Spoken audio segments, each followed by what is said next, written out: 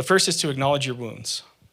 Acknowledge the things that have happened to you. And in doing so, acknowledge your anger. Give voice to your anger. Anger is usually an emotion that protects us from more difficult or complex emotions, or it signals to us that there are deeper emotions going on here. Give a voice, acknowledge those deeper feelings as well. A very simple way to start this process is writing down everything that comes to mind with the basic format of, I'm angry that, fill in the blank. It made or makes me feel, fill in the blank. I don't want you to be too quick to write this off as being elementary. It certainly feels that way at first. I recently just did this process, and I was surprised how many things I had to write down that I didn't really realize were in there, and how many things that I had never acknowledged to myself out loud. It's an elementary exercise that has profound impact, or can have profound impact. Sometimes we need something simple to get us started. Holding a grudge is similar to apathy, which we talked about several weeks ago. We have to acknowledge our anger at what's been done to us and how it has wounded us and how that affects us, for us to begin to work through it and get past it. So acknowledge those things. And then the next thing is move toward forgiveness. That's very complicated, or it can be very complicated, I should say.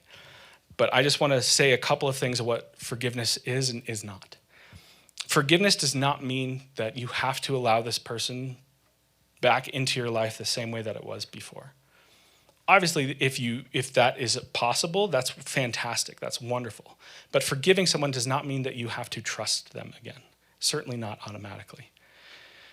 Forgiveness doesn't even necessarily mean that you need to communicate with them. In some instances, that's not possible, either because that is just not a safe person, or because you don't have a way to contact them, or because they're not around anymore. You can still forgive them. Forgiveness doesn't even, in the same way, it doesn't have to be received by them. They don't have to respond well to it for you to be able to forgive them. It doesn't require them owning what they did for it to happen. Obviously, for reconciliation to happen, that process needs to take place. But for you to begin to let go of your grudges and resentment and anger, for you to find freedom and let go, they don't have to own anything. Forgiveness is about you letting go and extending grace to them. What they do with that is out of your control, and in some ways, none of your concern. The last thing I'll say is that forgiveness is not a one-time thing. It can take time, and it can take repeated forgiveness over and over and over again. That doesn't mean you're doing it wrong. You can forgive someone, and you will wake up one day and it feels like it just happened again. That doesn't mean you didn't mean it. That doesn't mean you're not doing the right thing. It just means you need to keep forgiving. Maybe a question for you to think through this week is, what do I need to do in order to take a step toward forgiveness? And if you have thoughts on what that looks like in your life, and you want to talk to someone about that, I would love to hear what you come up with. I'm going to do the same thing, and I will share what I come up with you.